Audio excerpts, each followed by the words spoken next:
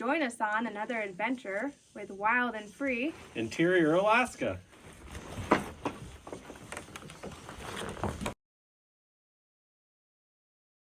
You are about to see our journey from the first time we laid eyes on the land, then we hauled our logs, and then we broke ground. From the day we broke ground, it was 27 working days out there to make this cabin a reality, to get it closed up for winter. We received our logs for our off-grid remote cabin build in March of 2023, and we immediately began debarking them. After debarking them, we began our haul, which was in early to mid-April of 2023. We ran into a lot of difficult times ahead when we were hauling, but we persevered and we got them out there in the middle of April. The snow was still plenty deep, averaging around anywhere from 6 to 8 feet depending on where you were on the trail.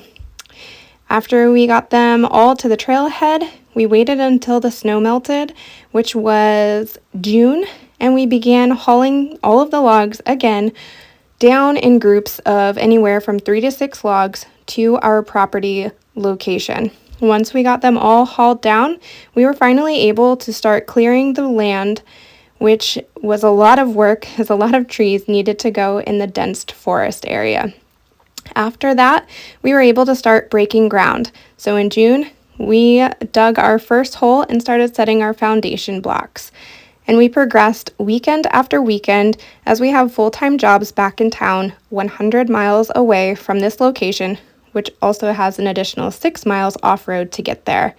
As we got our foundation blocks set and our girders in place, we were then able to start on our foundation. So we started on our foundation, and that kind of cruised right along for a long holiday weekend. We made a lot of progress. And once that was done, we were able to start on the walls. The walls went pretty quickly until they were above our heads, and then that got a little more tricky, so we used a pulley system. As time progressed with the walls, we got a system down and we were able to get those up in a decent amount of time. Lucky for us, a few stages of this build, we did have a group of friends that would come out and help us along the way, lifting logs in place as they were getting heavier and heavier and higher. And we had them also help with our end walls. Our end walls was quite the process getting those into place, as it was not the most sturdy area to be working on. In July, we did get our outhouse in finally. It was about time. That's pretty necessary along the way. And then we started working on our loft. So we notched it out and we installed our loft. And then we built our deck. Our deck moved right along at the same time as we were building our loft over the weekend, and we made really great progress. And then we moved into those side walls. Once again, we were thankful for the group of friends who came out and made that a possibility. And then the ridge pole. The ridge pole was a beast. That involved a lot of work, a lot of strength, teamwork, and determination. Getting that in place was definitely a significant emotional event. It involved a lot of trial and error, but after all, we did get it done. We got those end walls up, notched them, and got the ridge pole in place and secured. At this point, we are nearing the end of July as we are working over the weekends, and we've made significant progress up to this point, getting all of the logs on for the walls, the end walls in place, and that ridge pole put in place over this weekend before we would start on our purlins. So the purlins are the ones that would go on the end wall as well.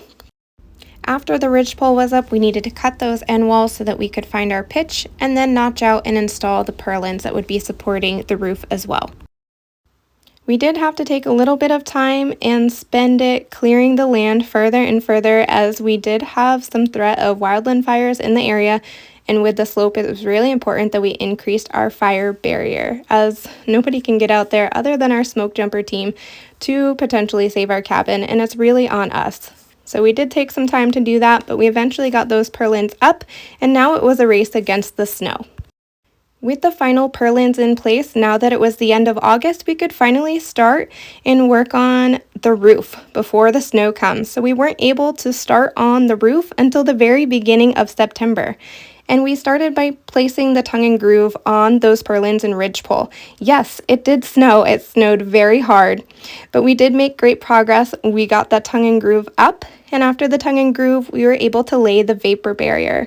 Once the vapor barrier was down, another weekend passed. After that, it was installing the rafters. The rafters did take some time, as that was a lot of work just on me. But after I got that done, then I was able to put the blocking in place and the insulation.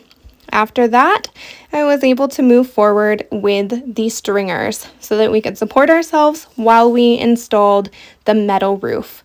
So all of that came together nicely, as you can see here, installing those rafters and making great progress all by myself, but I got it done. We did also have to cut off the overhang of the roof, and my husband did that so that we could install the soffit, and then he could cut in the ventilation holes, which we did fill in with some wire screening as well to prevent any rodents from getting in there. And after that process, we were finally ready to wrap up everything and get closer to putting on that metal before the real snow really came. As you see here, the insulation, the blocking, and the stringers are all up. We're ready for that metal. The metal process went pretty quickly. I say that it was 12 to 14 hour long days over the weekend, but after just 27 days from the time we broke ground to currently September 17th of weekend work, we got that roof on and the cabin almost complete to just close up everything in time for winter. Thanks for joining us. Give us a like and subscribe and follow for our next adventures on Wild and Free. Interior Alaska.